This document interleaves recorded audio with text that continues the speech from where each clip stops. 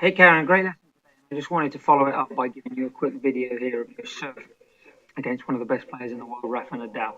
The reason I chose him was because, first of all, you didn't say you had a preference, but also because he uses a similar serve to you in that he has a pinpoint stance where he brings his back foot up to his front foot.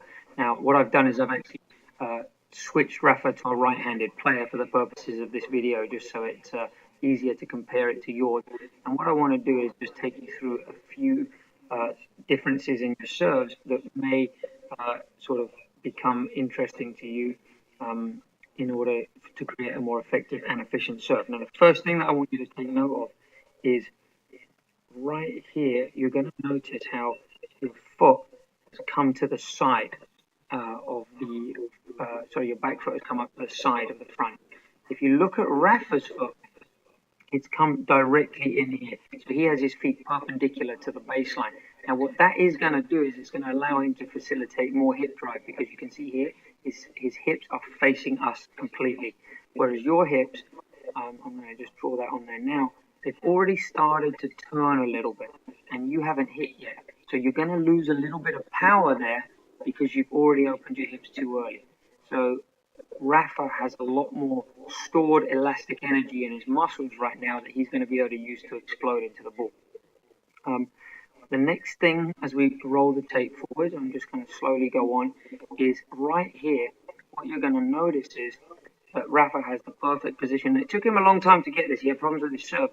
He has this here, a real nice 90-degree angle. And that's great because what that's going to allow him to do now is go from that position straight up, which I'll draw on there for you now, straight up here and snap the ball down. And I'm going to just show you yours now. If you haven't already seen it, it's a much less of an angle.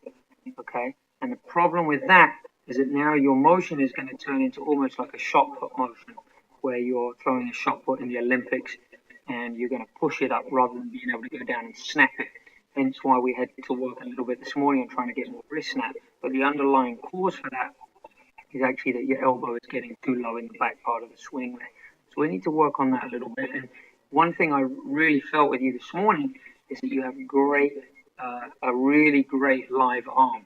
And that's something you can't teach. You either have that or you don't. And you've got a really nice live arm, which creates a lot of power. And so that's going to be key for you, that you make sure you're using it by facilitating complete use of the kinetic chain. And as you go through here, you can see you've got pretty good height off the ground, same as Rafa, which I like. And right here, we've got very similar positions. So after we make contact, we're both landing inside the court. You're inside the green, Rafa's inside the blue. And you have some nice pronation and a follow through. So I really like that. The third and final piece that I just wanted to add, and I'm going to take it back to the start, is that you really, and we worked on it this morning, you really can get a lot more out of your legs. And this is going to be, for me, the most important of all these three areas. If you take a look at both of your serves as you go up, I want you to take a look, and I'm going to actually have to go back in the tape a little bit. I'm going to just go, I want you to see Rafa has a really nice knee bend with his knees together. Your knees are way too straight, and that's going to lose you a lot of power. I mean, that's as much knee bend as you've got right there. And I think that you can get down at least another 6 inches and use the ground reaction forces by pushing yourself into the ground and then exploding up out of the ground. And you're really going to notice a big difference here. And this applies, honestly, for all of your strokes, for your forehand and for your backhand. You're very lucky that you have a live arm, but you're not using completely the full kinetic chain.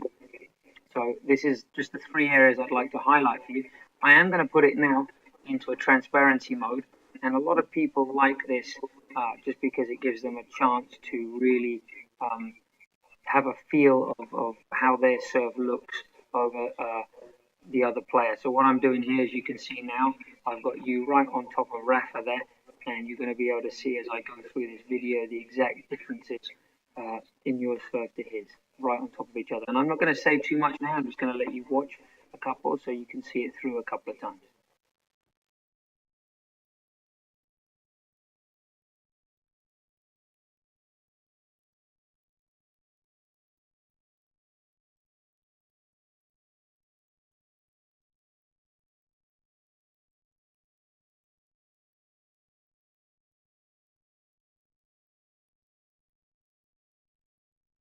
Good. And I'm just going to let you watch that through once more.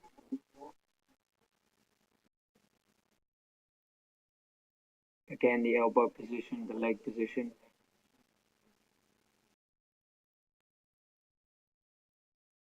And there we have it. So I just really wanted to let you see that yourself. And obviously, I don't want to make changes that you aren't comfortable with. I just wanted to volunteer this information to you so that you can have a choice. And if you are going out and you serve and working at school or with your coach, maybe you can actively try and work on keeping that elbow a little bit higher and trying to push down into the ground a little bit more, and also bringing that back foot a little bit more tucked in behind the front foot rather than bringing it out to the side like you have done there, and that will help you gain a lot more hip driving power. I hope that you can use this video to benefit you, and enjoy very much working with you today. And hopefully we'll see you again soon for the next lesson. Thanks a lot and have a great day.